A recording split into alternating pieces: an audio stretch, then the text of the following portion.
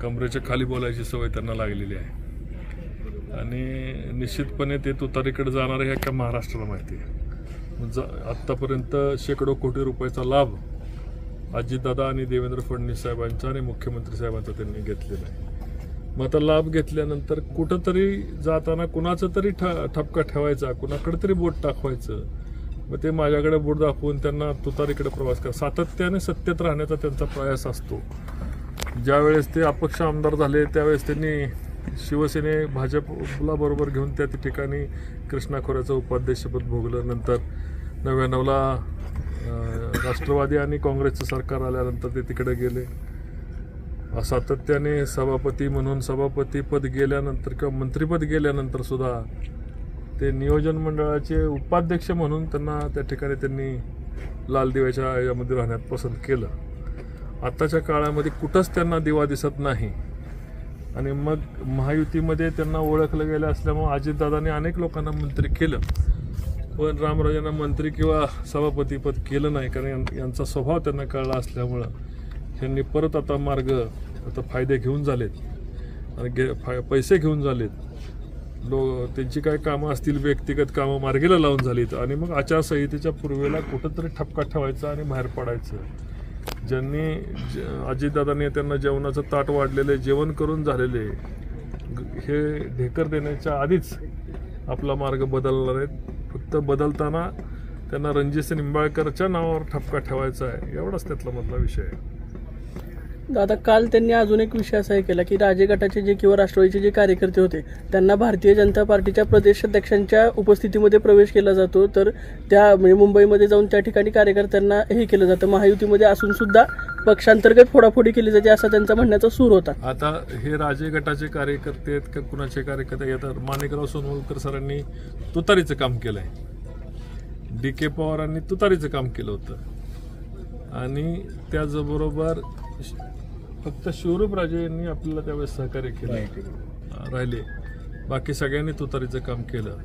ज्या लोकांनी राष्ट्रवादीचं तुतारीचं काम केलं त्या लोकांना निश्चितपणे भारतीय जनता पार्टीमध्ये प्रवेश मागचा पक्ष मजबूती करणं, लोकांचा विरोध मावळणं हे पक्षाची जबाबदारी असते, माझी जबाबदारी असते। कालचे विरोधक असतील त्यांना बरोबर घेणं, त्यांच्या पक्षाचा मतप्रवाह त्यांना समजून सांगणं आणि जरी लोकसभेला मला पराभव करण्यामध्ये त्यांचा हात असेल तर भविष्यात पक्ष मजबूत होत असेल तर मी सर्वांना बरोबर घेणार।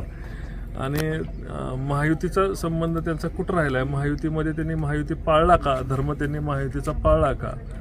आणि तोंडात राम आणि बगल में छुरी ही त्यांची प्रवृत्ती आहे की दाखवायचं आम्ही महायुतीत आहे आणि पाठीमागून सुरा त्यांनी महायुतीला लोकसभेलाच मारलेला आहे। त्यामुळे त्यांनी आघाडी आणि महायुती असा सारख्या ह्याच्यावर बोलू नये। त्यांचा जाण्याचा मार्ग त्यांनी बारामती शरद पवारांसाहेबांच्याकडे जाण्याचा मार्ग त्यांनी धरलेला आहे, त्या मार्गाने त्यांनी सातत्य चालवावं। पण त्यांनी या ठिकाणी मी आपल्याला सांगतो की त्यांनी तुतारी धरली नाहीतर आणखीन मायावतीचं चिन्ह आणलं आणि किंवा आणखीन कुठलं समाजवादी पक्षाकडे गेले तर यावेळेस तालुक्यामध्ये या ठिकाणी त्यांच्याबरोबर आणि त्यांचा सहकारी आमदार असणारा पण दीपक चव्हाण यांचा पराभव होणार आहे।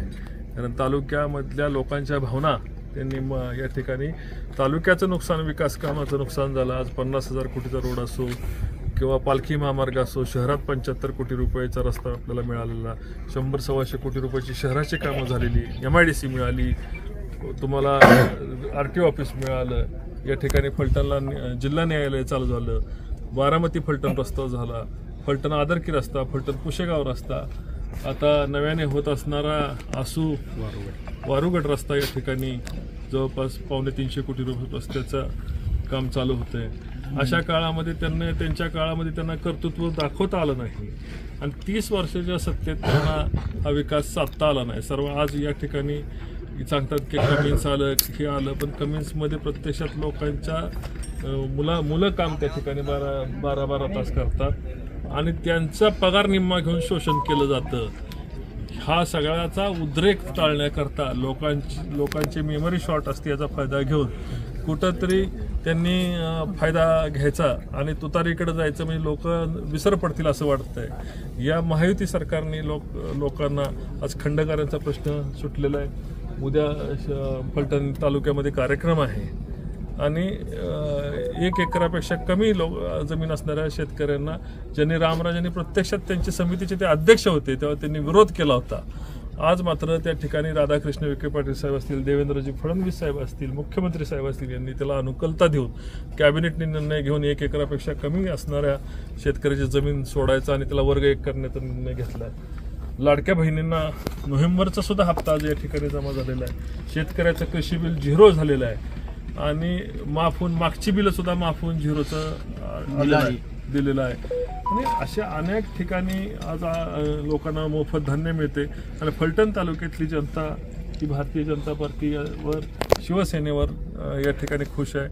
माननीय अजितदादा पवार यांची सुद्धा त्याला साथ लाभलेली आहे.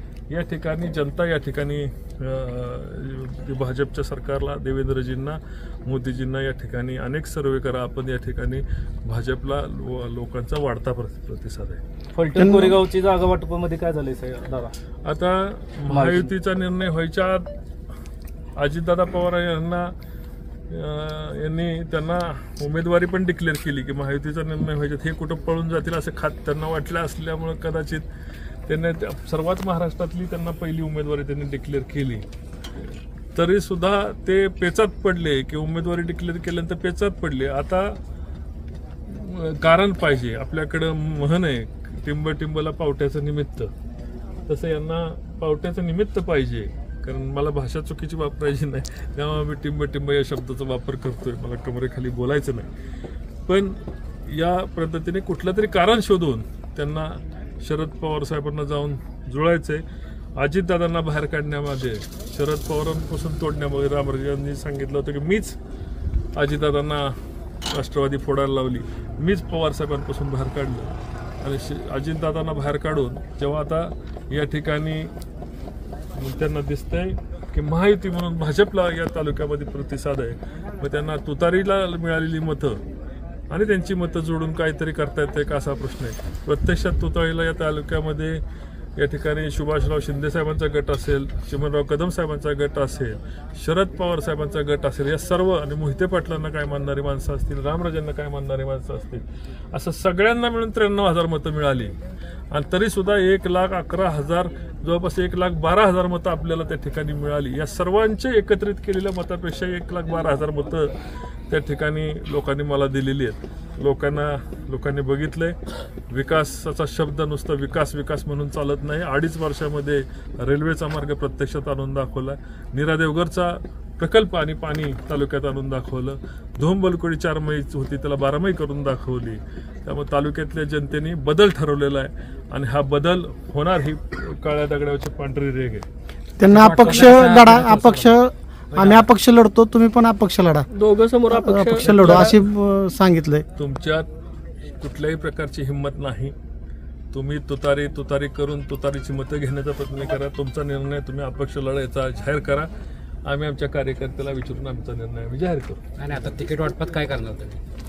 दादा भाजपची आता हे जर राष्ट्रवादीला गेले, तुतारीकडे गेले तर स्वाभाविकपणे ही जागा भारतीय जनता पार्टीकडे येणार आहे.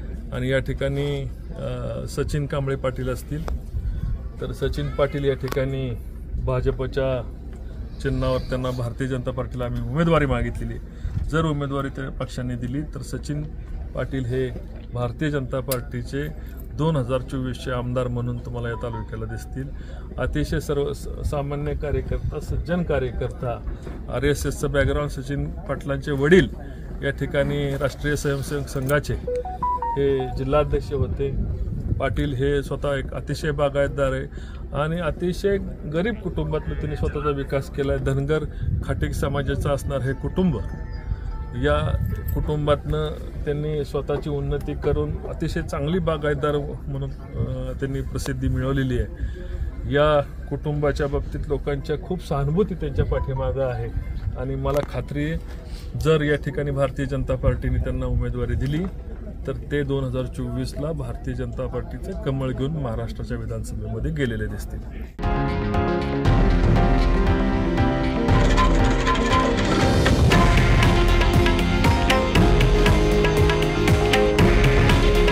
हे आहे देशातील नंबर 1 न्यूज नेटवर्क आणि आपण पाहत आहात TV9 मराठी. काळजी तुमची, हित महाराष्ट्राचं.